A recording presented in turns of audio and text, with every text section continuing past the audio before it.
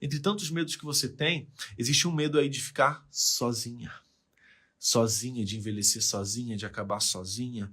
E isso pode parecer bobo, isso pode parecer piegas, até um pouco clichê. Mas você tem o medo de ficar sozinha, de envelhecer sozinha, de adoecer sozinha. E quem vai cuidar de você? Você está com medo porque você está há 5, 4, 8 anos solteira. E você não vê uma luz no fim do túnel. A luz que você vê no fim do túnel é um caminhão que você imagina que vai te atropelar. Esse muito tempo sozinha faz você começar a desacreditar em você. Como é possível? Como é possível, né? E você começa a receber pressão de fora. Tá escolhendo muito. Vai ficar igual a fulana. Vai ficar pra titia. Já ouviu isso? Você é a última que sair, fecha a porta, né? A última que sair, apaga a luz, porque não tem uma saída. Está com tanta exigência, você escolhe demais, vai ficar sozinho. Olha, você já está com 50 anos, uma mulher de 50 anos não vai namorar de novo. Olha, eu tenho alunas com 59 anos que começaram a namorar ano passado. Esse ano. Então você consegue, você vai conseguir. Você está com medo talvez de não construir a família que você sonhou que construiria. E o medo vai te paralisando cada vez mais. Então é importante a gente olhar para o medo, né? O Osho, ele tem uma frase que é muito interessante, é uma das, na aula inaugural, praticamente, do Método MAV, 15 anos sozinha, a Carol falou. Meu Deus, como acreditar que vai ser possível depois de 15 anos sozinha? Caramba, né? Como voltar? E você tem muito mais fé que é possível, muito mais fé no medo, muito mais fé no medo, muito mais fé no medo. Então o Osho, ele tem uma frase que diz assim, uma vida, é mais ou menos assim, uma vida com valor vale a pena. Ou você vive ou você tem medo. Ou você vive ou você tem medo. Então a gente começa a trazer vida para a sua vida. Eu quero começar, mulheres, escuta com atenção, veja, eu quero começar a trazer vida para a sua vida. Porque se você, apesar do que te passou, né, você está há 5 anos, 15 anos solteira, né? É quase que você estivesse sobrevivendo. Sobrevivendo porque se você está com a mentalidade errada, né, nada de errado estar solteira quando você quer estar solteira. Inclusive, parafraseando Osho, né? Liberdade é dizer sim quando você quer dizer sim e dizer não quando você quer dizer não. Se você quer estar sozinha e está bem assim, legal.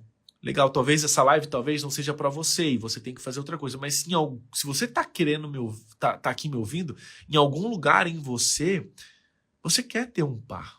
Em algum lugar em você quer alguém para compartilhar. Você não quer qualquer relacionamento. Estou errado? Você não quer a qualquer custo. Você não quer a um custo de vender sua alma. Você não quer ser traída novamente, mas você quer alguém para sua vida. Se você está aqui, veja, você quer alguém para sua vida. Isso é um fato, sabe? Então, você precisa vencer esse medo que paralisa você. O medo é paralisante. O medo faz você não avançar. E não avançar cobra um custo muito caro. Cobra um custo muito caro, por quê? Porque se o meu músculo, né, você é feita de músculo, se você não move o seu músculo, o que acontece com você? Tem alguma educadora física aqui? Ele atrofia. Se eu tem alguma entendedora de finanças, né, estudiosa de finanças, enfim, se eu pego o meu dinheirinho e deixo debaixo do colchãozinho, daqui a 10 anos eu vou conseguir... Obrigado, Gi. Eu vou conseguir comprar as mesmas coisas com aquele dinheirinho? Não. Então, tudo que não cresce, tudo que não avança, ele está morrendo aos poucos. Um carro esquecido num lugar que não anda, ele vai parar. Primeira coisa, a bateria vai arriar. Porque quanto mais eu ando, mais eu gero energia para a bateria do meu carro. Veja, né? Quanto mais eu ando aquele carro, mais ele gera energia. Mas aquele carro parado, os pneus vão murchar, a bateria vai arriar, a maresia, né, vai comer a lataria do carro e o carro vai morrer. Se eu tenho 100 reais, eu tenho R$1.000 hoje, esses R$1.000, se não aplicados de uma maneira certa, daqui com R$ 1.000 eu compro, sei lá, 50 quilos de carne, um exemplo, tá? Daqui a 5 anos eu não vou comprar 50 quilos de carne, acredite, eu vou comprar menos. Com R$ 1.000 eu talvez coloque 200 litros de gasolina num carro. Daqui a 3 anos, aqueles mesmos R$ 1.000 não vão comprar 200 litros de gasolina. Quero dizer com vocês, mulheres, é que você ficar parada só vai destruir a sua autoestima cada vez mais. Só vai diminuir a confiança que você tem. Ficar presa numa dor do passado, ficar presa ao seguro que não te faz bem, né? Isso vai acabar com você.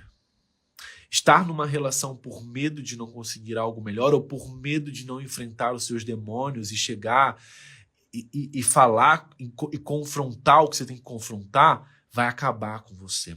Ficar com medo de se relacionar, tá? Ficar com medo de se relacionar porque alguém machucou você, ou porque você não vê esperança no amor, ou porque você tá esperando. E veja, isso vai destruir você. Se você acha que isso vai destruir você, sabe? Se você quer vencer esse medo da solidão de uma vez por todas, eu vou te passar uma forma prática aqui hoje.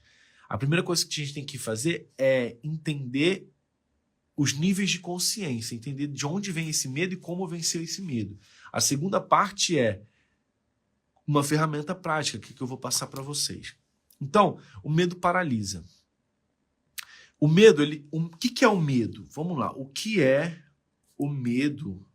O que é o medo se não uma história? Uma história que você conta para você. O que é o medo se não uma história que você conta para você? O que é o medo se não uma história que você conta para você? Você entregou seu coração para alguém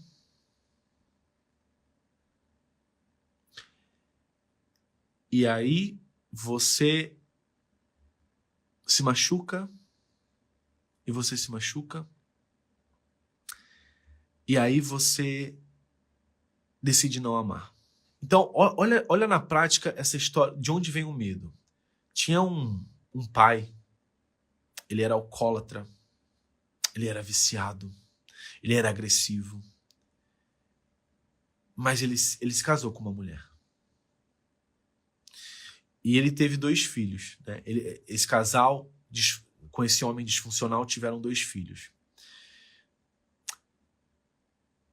E essa mulher, recém-parindo, né, recém-dando à luz, aquele cara sumia, ia para bebedeira, voltava agressivo, e aquela mulher em sofrimento, em dor. Aquelas crianças fizeram 1 ano, 2 anos, 3 anos, e conviveram com um pai quebrando tudo, toda a casa, jogando tudo, gritando, agredindo a mãe. Olha que pesado. Até que, com 8 anos, né, quando as crianças fazem 8 anos, aqueles 2 meninos completam 8 anos, o pai sumiu e os filhos já apreensivos, meu Deus, se ele chegar vai ser o terror aqui em casa. E ele não volta mais, ele some. Sumiu. 8 anos. 30 anos depois, os 2 filhos, os 2 meninos, já homens, né, com 38 anos, né, já são adultos, homens formados. Um desses homens, ele está na rua, ele se casou, ele era agressivo, ele batia na esposa, ele teve um filho, ele quebrava a casa e ele foi para as ruas. O outro menino, irmão dele, 38 anos também, um pai amoroso, 3 crianças, um marido exemplar, um homem honrado, um empresário de sucesso. E aí foram perguntar para aquele cara, né? Olha, por que você está nas ruas? Por que você não tem família? Ah, eu tenho família, mas você é viciado em drogas, você é alcoólatra, estava com uma garrafinha de corote na mão. E por que você está nas ruas? Eu estou nas ruas porque meu pai era alcoólatra.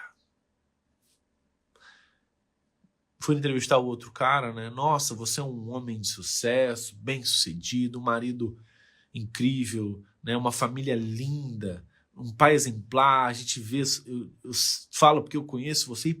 A que você atribui todo esse sucesso? A que você atribui toda essa dedicação à família? Né? Um cara espiritualizado, religioso, por que não? Né? Ah, eu sou assim porque meu pai, ele era alcoólatra. Meu pai era alcoólatra. Então, a gente começa a ver aqui que toda a história que a gente conta, ela vai desdobrar o nosso futuro. Então, se eu conto uma história que me coloca num vitimismo, que me coloca numa inércia, que me coloca numa paralisia, eu vou, acredite nisso, vou colher, você vai colher, todos colheremos o fruto dessa paralisia. Veja, se eu conto uma história que me edifica, uma história que me fortalece, uma história que me faz, que me desafia, uma história que me forja a ser melhor, eu vou colher os frutos desse significado que eu estou dando às coisas. Desse significado que eu estou dando às coisas. Então, a qualidade da nossa vida, anota esse ensinamento, a qualidade da sua vida, da minha vida, está no significado que eu dou às coisas, está no significado que você dá às coisas.